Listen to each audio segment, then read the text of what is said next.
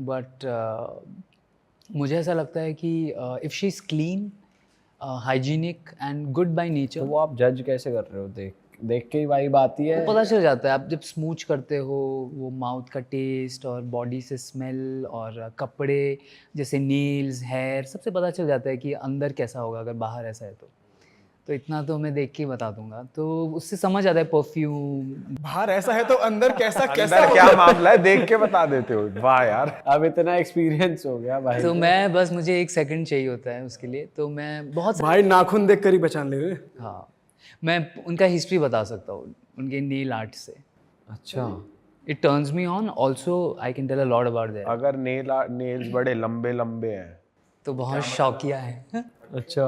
भाई ऐसा भी कुछ नहीं है, लोग बोलेंगे भाई हमारे तो नहीं वो I don't want to generalise, क्योंकि हो सकता है I am wrong, maybe I am wrong, I hope I am wrong.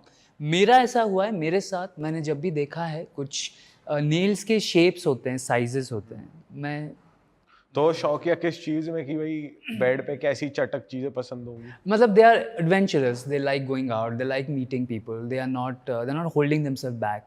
और सजे हैं, मतलब they want to attract, maybe they have dressed up for themselves also. ऐसा नहीं है कि पार्टनर के लिए हो, बट सामने वाले को अच्छा लगता है तो मैं और अट्रैक्ट होता हूँ। ओके तो नेल्स है, मेकअप है, सब पता चलता है। ओके। कॉस्ट्यूम मतलब कपड़े क्या पहने हैं, कितना दिख रहा है, सब पता चलता है। अच्छा ब्रो, जैसे private escort service market Dubai ऐसी गल्फ कंट्रीज़ में बहुत बड़ी है, क्योंकि वहाँ चीज़ें इतनी ओपन नहीं है।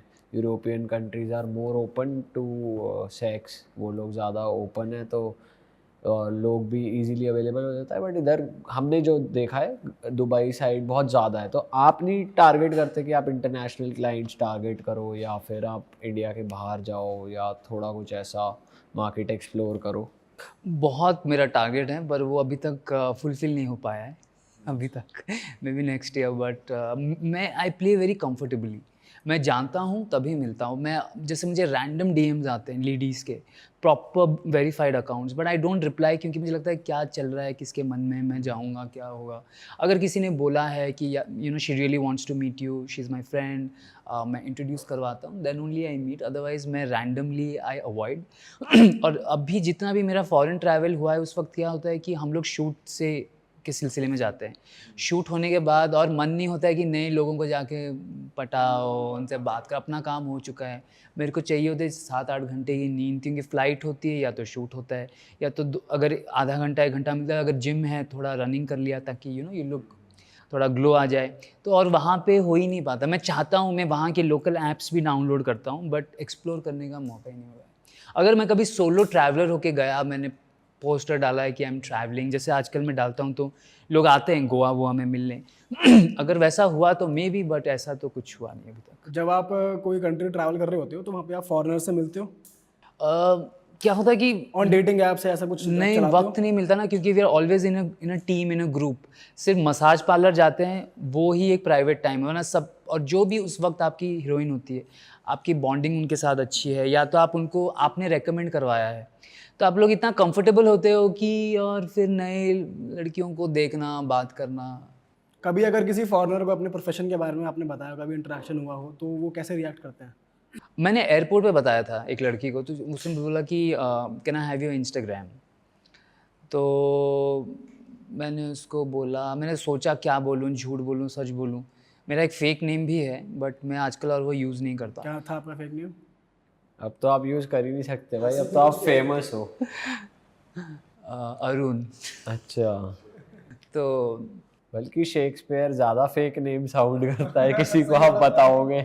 अरुण त्रिपाठी ज़्यादा रियल। वरुण, कभी अरुण, डिपेंडिंग। वरुण एक्चुअली क्या हुआ कि मैं बहुत सारी शूट्स करते वक्त सीरियल्स में मेरा नाम वरुण होता था, तो मुझे लगा कि यही नाम मुझे दे रहे हैं, मतलब कुछ मुझे शायद सूट करता है, तो अभी और मैं यूज़ नहीं करता, बहुत वक्त हो गया है। तो एयरपोर्ट पे मैंने एक लड़की को बताया, फिर वो मुझे लगी शायद, पहले तो वो चुप हो गई, क्योंकि वो बहुत एक बिज़नेस पोजीशन में थी, वो अपने बारे में बता रही थी।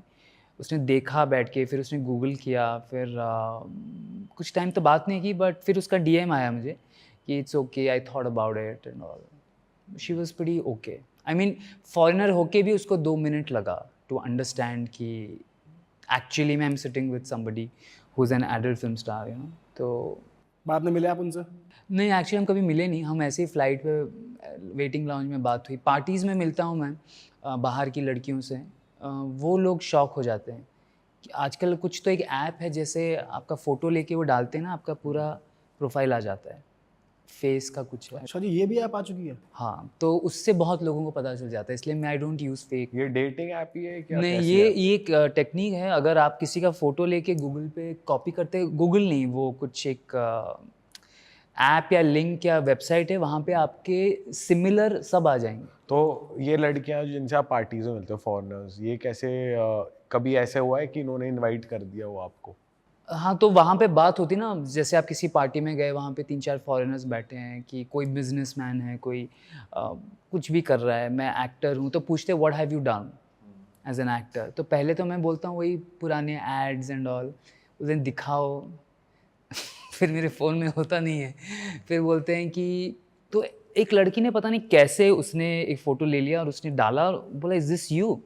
तो जैसे उसने वो थंबनेल क्लिक किया, वहाँ से मेरे पॉर्न फिल्म्स निकले। ओह, भाई सोच रहा होगा कि भाई दिखाऊं, सब दिख जाएगा एक क्लिक में यार।